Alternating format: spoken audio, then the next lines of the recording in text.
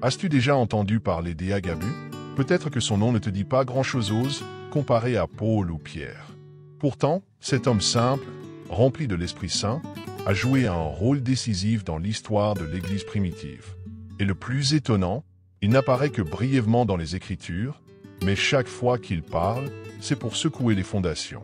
Imagine vivre à une époque sans Bible imprimée, sans live sur YouTube, ni groupe de prière sur WhatsApp. L'Église en était à ses débuts, affrontant persécution, famine et incertitude.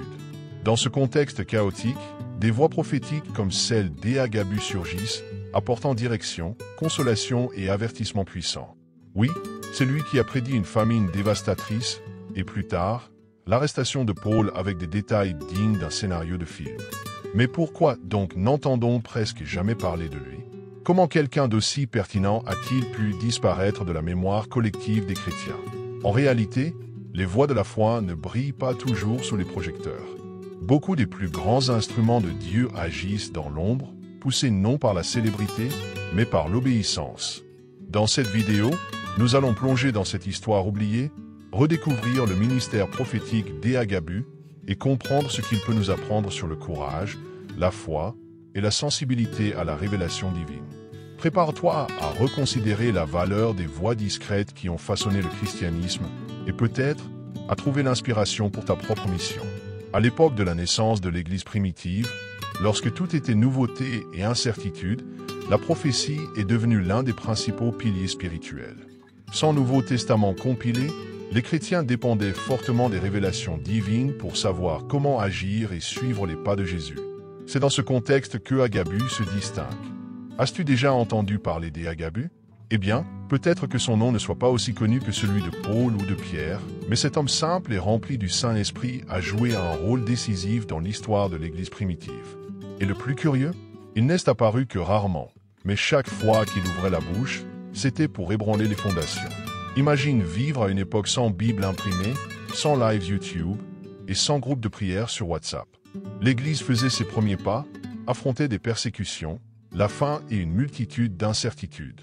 Dans ce contexte chaotique, des voix prophétiques comme celle d'Agabus surgissaient, apportant direction, réconfort et parfois des avertissements graves. Oui, c'est lui qui a prédit une famine dévastatrice, à plus tard, l'arrestation de Paul avec des détails dignes d'un film.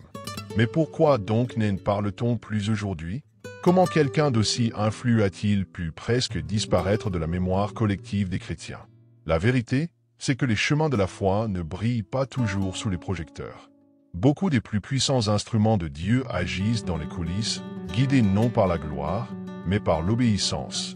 Dans ce texte, nous allons plonger dans cette histoire oubliée, redécouvrir le ministère prophétique d'Agabus et comprendre ce qu'il peut nous enseigner sur le courage, la foi et la sensibilité à la révélation divine.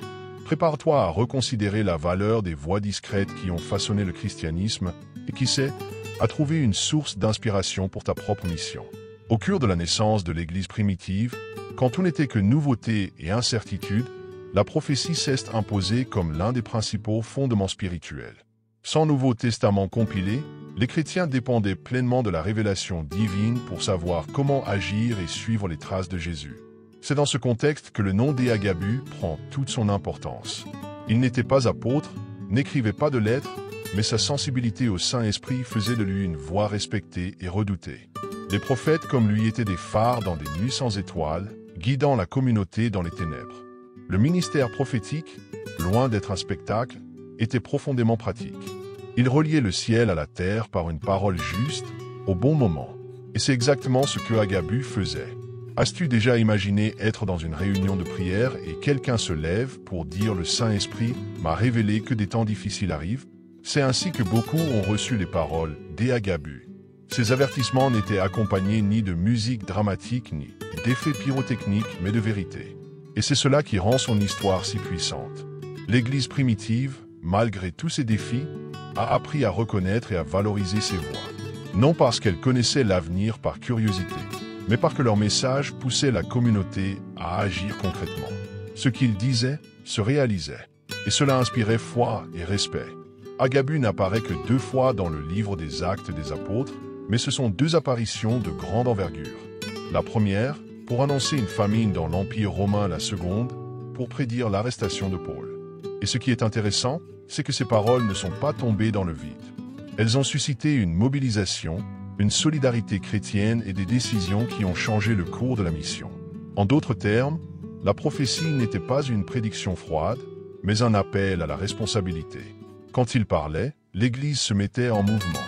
Et cela, aujourd'hui encore, est un rappel précieux. Écouter l'Esprit, c'est bien. Lui obéir, c'est encore mieux.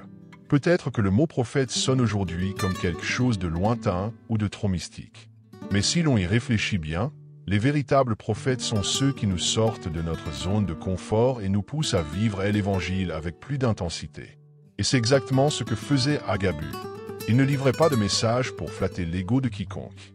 Il montrait le chemin, même lorsque ce chemin impliquait douleur, sacrifice ou persécution. À une époque où tant de gens parlent au nom de Dieu sans fruit visible, l'histoire d'Agabus nous invite à rechercher le discernement, l'écoute active et le courage. Ce qui me fascine le plus chez lui, c'est sa discrétion. Agabus n'a pas fondé d'église, n'a pas dirigé de foule, mais il a été un instrument de révélation divine à des moments clés. Il a prouvé que le ministère prophétique n'a pas besoin de scène, seulement d'intimité avec l'Esprit. Sa vie nous enseigne qu'il n'est pas nécessaire d'être célèbre pour être efficace. Parfois, une seule parole prononcée avec foi et obéissance peut déclencher un mouvement de transformation. Et ce n'est que le début. Dans la suite, nous allons plonger dans le contexte où tout cela cesse de produire la naissance du christianisme, l'effervescence de la foi et le rôle de voix comme celle d'Agabus dans la construction d'une nouvelle ère. Pour comprendre l'impact d'Agabus, il faut remonter le temps et se plonger dans le monde dans lequel il vivait. L'Église primitive était encore en formation, marchant sur les bases de l'amour, du courage et d'une dépendance presque totale au Saint-Esprit. Il n'existait pas de doctrine structurée ni de manuel théologique comme aujourd'hui. Ce qui soutenait les premiers chrétiens, c'était la foi, la communion et surtout l'action vivante des dons spirituels. En particulier, le don de prophétie. C'était la boussole de l'Église, son moyen de s'aligner à la volonté de Dieu au milieu de décisions nouvelles et complexes. C'est dans ce contexte bouillonnant que le ministère prophétique d'Agabus s'est imposé. Le christianisme commençait à s'étendre, mais il était encore très enraciné dans les traditions juives. Cela créait des tensions, surtout lorsque les païens commencèrent à embrasser la foi en Jésus. Imagine le choc culturel et spirituel des coutumes différentes, des visions du monde opposées, et tout cela guidé par une doctrine en construction. Il fallait de la sagesse, de la sensibilité et du courage pour ne pas diviser l'Église. Et devine ce que Dieu a fait, il a suscité des prophètes comme Agabus pour accompagner ce processus. Il apportait des paroles qui unifiaient et guidaient, toujours marquées du sceau de la révélation divine. Autre point crucial, la persécution se profilait déjà comme une constante. À Jérusalem, les chrétiens faisaient face à l'opposition des chefs religieux juifs. Dans d'autres villes, l'Empire romain commençait à se méfier de ce groupe qui proclamait un roi des rois. Dans ce contexte, recevoir une prophétie n'était pas simplement émouvant, c'était souvent une question de vie ou de mort. La présence de personnes comme Agabus était un véritable soulagement spirituel. Quand il parlait, l'Église écoutait avec attention et révérence, car elle savait que ce qui venait de l'Esprit n'était pas à prendre à la légère. C'était une direction pure. Il faut aussi se rappeler que le christianisme n'était pas encore une religion de masse. C'était une mission apostolique en marche, faite de petits groupes, de lettres manuscrites et de rencontres souvent secrètes. Il y avait plus de peur que de confort, plus de risques que de sécurité. Et pourtant, l'Évangile avançait avec force. Cela n'était possible que parce que les dons spirituels, comme la prophétie, étaient actifs. L'Église était portée par des visions, des rêves, des paroles de connaissance et de sagesse. C'était une foi pratique et courageuse, nourrie par l'action constante du Saint-Esprit. C'est pourquoi, lorsque nous pensons à Agabus, ne l'imaginons pas comme un excentrique isolé. Il faisait partie intégrante d'un corps en formation. Sa mission était d'édifier la foi, de protéger le chemin et de maintenir les yeux de l'Église fixés sur Jésus, même au cœur du chaos. À travers lui, nous voyons que la révélation divine n'était pas un luxe spirituel, mais une nécessité quotidienne. Et c'est précisément dans ce contexte historique et spirituel que survient sa première apparition dans les textes sacrés. Dans la suite, nous verrons l'impact réel de sa première prophétie, un avertissement qui a secoué toute la communauté. La première fois que Agabus apparaît dans les Écritures, c'est dans les Actes des Apôtres, chapitre 11, et son entrée est marquante. Il se lève lors d'une réunion à Antioche, et poussé par le Saint-Esprit, il prophétise une grande famine qui frappera tout l'Empire romain. Imagine la scène, un homme ordinaire, mais investi d'une autorité spirituelle, transmettant une révélation qui affectera des millions de vies. Et le plus impressionnant, cette famine a bel et bien eu lieu sous le règne de l'empereur Claude. Cela a confirmé la crédibilité d'Agabus en tant que prophète et a éveillé un puissant sens des responsabilités au sein de la communauté chrétienne. Cette prophétie n'a pas engendré la panique, mais la solidarité. Plutôt que de s'effrayer ou de fuir, l'Église s'est mobilisée.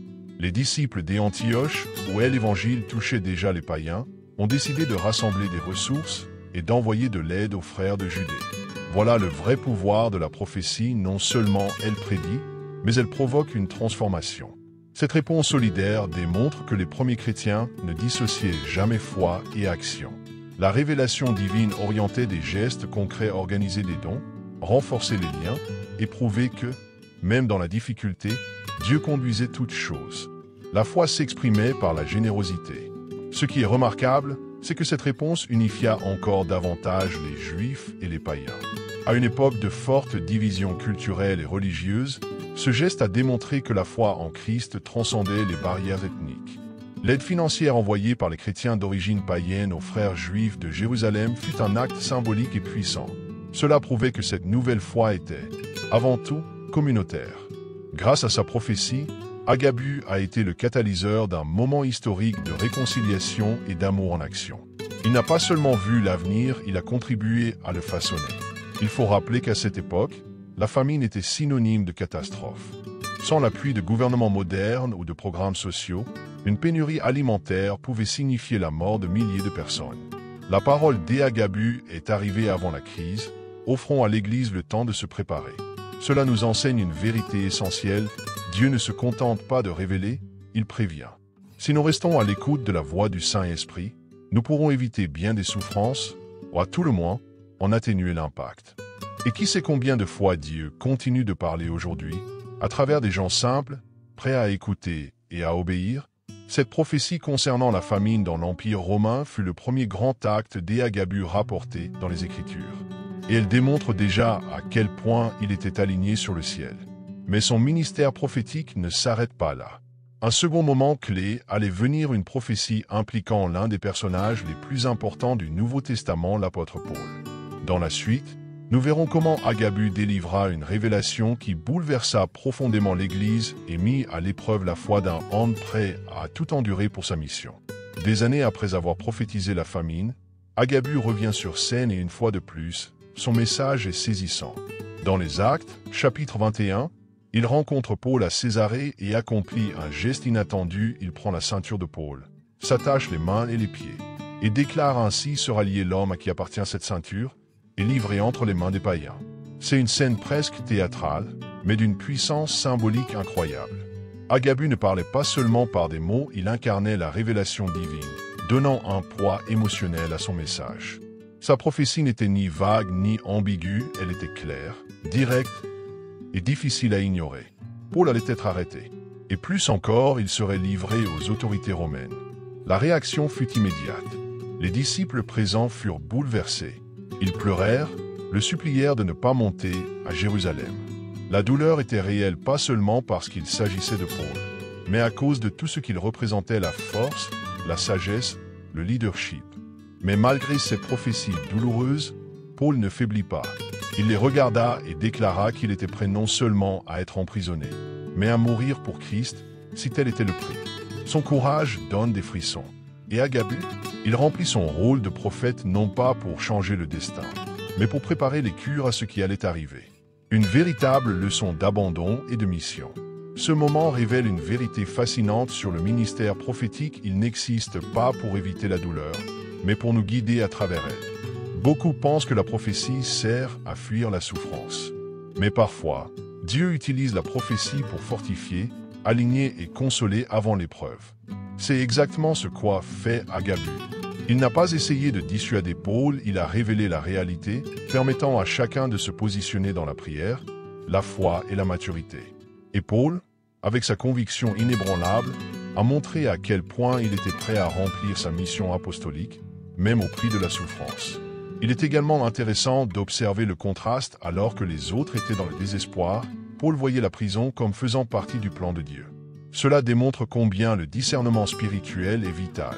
Toute parole prophétique ne signifie pas qu'il faut fuir parfois. Elle nous appelle à tenir ferme, même lorsque la terre tremble. Et dans ce processus, on voit toute la beauté de la foi chrétienne. Elle ne promet pas une vie facile, mais une vie pleinement consacrée. Et Agabus, une fois de plus, cesse de dresser comme un pont entre le ciel et la terre, révélant ce que seul l'Esprit pouvait dévoiler avec une telle précision. La prophétie sur l'arrestation de Paul fut le dernier grand événement d'Agabus consigné dans les Écritures. Et quelle sortie de scène! Une fois de plus, il a parlé et la parole s'est accomplie. Mais l'impact de cette révélation ne s'arrête pas là. Dans la suite, nous verrons ce qui découle de cette arrestation, le voyage de Paul vers Rome, les dangers rencontrés en chemin, et comment, même enchaîné, il continua de prêcher avec audace.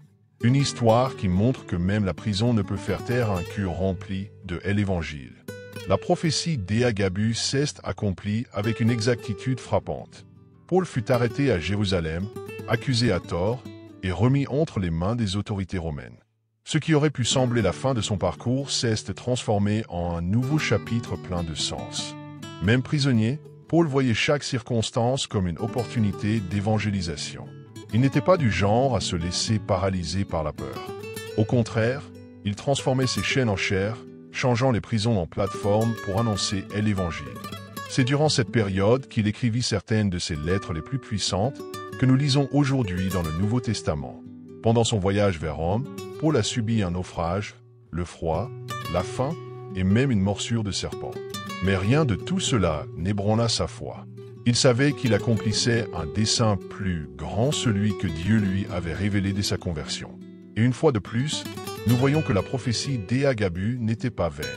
Elle a préparé le cœur de l'Église, fortifié Paul et donné un signal clair. Le Saint-Esprit dirigeait toujours tout, même lorsque les circonstances semblaient crier le contraire.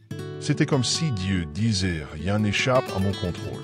C'est extraordinaire de constater que, même enchaîné, Paul ne cessa jamais de prêcher.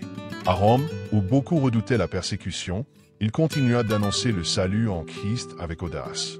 Ses geôliers l'ont entendu, ses visiteurs ont été touchés, et même des autorités de l'Empire ont été impactées. Ce qui avait commencé par une prophétie d'arrestation s'est transformé en un mouvement silencieux d'évangélisation au cœur même du système romain. Cela nous enseigne une vérité profonde: les limitations extérieures ne peuvent rien contre une âme remplie de l'Esprit. Le corps peut être emprisonné, mais le message, lui, ne sera jamais captif. Et pendant que tout cela se produisait, on peut imaginer les premiers chrétiens se souvenant de la scène avec Agabus. Ces paroles, prononcées avec tant de clarté, prenaient désormais tout leur sens. L'Église primitive comprit que, même au milieu de la persécution, la parole de Dieu restait vivante et agissante. Le Saint-Esprit ne fait pas que révéler, il soutient. Et Paul, même dans la souffrance, n'a jamais demandé que la prophétie change. Il accepta son destin avec dignité, comprenant que la douleur faisait aussi partie du chemin chrétien. Un témoignage qui traverse les siècles. Au final, la prison ne fut pas une défaite, mais une nouvelle manière de servir. Paul nous enseigne que la mission continue, même lorsque les chemins changent. La foi, lorsqu'elle est mature, ne dépend pas d'une liberté extérieure pour se manifester. Et c'est cela qui rend son parcours si inspirant. Mais que s'est-il passé avec Agabus après cela? Après ce dernier acte prophétique, il disparaît du récit biblique. Dans la suite, nous allons explorer le mystère de sa fin, son destin possible et l'héritage invisible mais profond qu'il a laissé au christianisme. Après la prophétie marquante sur l'arrestation de Paul, Agabus disparaît des Écritures. Aucun autre verset ne mentionne son nom. Et cela peut, à première vue, sembler être une fin mélancolique pour quelqu'un qui a tant servi l'Église primitive avec puissance. Mais c'est justement là que réside l'une des leçons les plus profondes de son histoire. Tous les serviteurs de Dieu ne seront pas célébrés dans les livres d'histoire, mais cela ne diminue en rien leur valeur aux yeux du ciel. Agabus a été un prophète fidèle, sans jamais rechercher la scène, et il a laissé un héritage invisible mais profondément enraciné dans la mission de l'Église. Des sources apocryphes suggèrent que Agabus a poursuivi son ministère prophétique, peut-être même jusqu'au martyre. Nous n'en avons pas la preuve formelle, mais le silence des Écritures peut être vu comme une forme de révérence. Il a accompli sa mission avec excellence et s'est retiré lorsque l'Esprit le voulut. Et réfléchis un instant combien de personnes autour de nous vivent ainsi. Elles servent avec humilité, sans projecteur, mais avec un impact éternel. Peut-être connais-tu quelqu'un comme cela. Peut-être es-tu toi-même sur ce chemin. Et c'est magnifique. Dans le royaume de Dieu, la fidélité a plus de valeur que la renommée. L'exemple d'Agabus nous rappelle également que l'appel de Dieu peut consister en des moments courts, mais décisifs. Peu importe le nombre de fois où tu apparais, ce qui compte, c'est d'être prêt à parler avec audace quand ton moment vient. Agabus ne cherchait pas à se promouvoir. Il n'a pas fondé de mouvement, n'a pas créé de disciples autour de lui. Il a simplement écouté le Saint-Esprit et obéi. Dans un monde obsédé par les likes et les abonnés, son histoire est un rappel rafraîchissant que la pertinence spirituelle se mesure à l'obéissance, non à la visibilité. Et que dire de l'impact de ses prophéties? Il a prédit la famine dans l'Empire romain et l'Église a répondu par une solidarité fraternelle. Il a annoncé l'arrestation de Paul et a préparé le culte de la communauté à une période d'épreuve. Dans les deux cas, Agabus n'a pas seulement parlé, il a connecté le ciel à la terre, aidé à façonner les décisions et édifié la foi collective. Voilà le véritable rôle du ministère prophétique. Il ne vit pas de prédictions sensationnalistes, mais de révélations divines qui mènent à l'action, à l'édification et à l'alignement avec la volonté de Dieu. Si aujourd'hui nous parlons encore d'Agabus, c'est parce que son impact a traversé les siècles, malgré le peu de mots conservés à son sujet. Et cela nous pousse à une question à la fois inconfortable et nécessaire: sommes-nous plus préoccupés d'être reconnus ou d'être obéissants? Le christianisme qui transforme le monde ne se construit pas uniquement avec des géants de la foi mondialement connus, mais avec des hommes et des femmes anonymes qui se rendent disponibles à l'esprit, comme Agabus l'a fait. Que son histoire oubliée ravive en nous le désir de servir avec pureté de cœur. Et que ce souvenir ouvre la voie à une foi plus profonde, plus authentique et, pourquoi pas, plus prophétique. L'histoire d'Agabus n'est pas une simple note de bas de page dans les Écritures, c'est un miroir qui nous interpelle à revoir notre propre rôle dans la marche chrétienne. Combien de fois avons-nous ignoré la voix du Saint-Esprit, absorbé par le vacarme du monde? Combien de fois avons-nous cherché à être vus, reconnus, applaudis alors que, souvent, le véritable agir de Dieu se manifeste dans les coulisses? Et si aujourd'hui, l'Esprit nous appelait à être comme Agabus, discret, sensible et prêt à obéir sans aucune garantie d'applaudissement, accepterions-nous, écouterions-nous la prophétie, même en sachant qu'elle pourrait nous conduire au désert, en prison ou au silence? Cultivais-tu la sensibilité spirituelle dans ton quotidien, ou recherches-tu seulement les aspects les plus confortables de la foi? Que cette histoire oubliée t'invite à une foi plus profonde, une écoute plus attentive, et une vie moins préoccupée par le statut que par la mission. Si ce contenu t'a inspiré, t'a fait réfléchir, ou même t'a un peu bousculé de manière positive, je t'invite à poursuivre cette aventure avec nous. Abonne-toi à la chaîne, active la cloche, et partage cette vidéo avec quelqu'un qui a besoin d'entendre ce message. Après tout, peut-être que Dieu est encore en train de susciter de nouveaux Agabus, et peut-être que l'un d'eux c'est toi.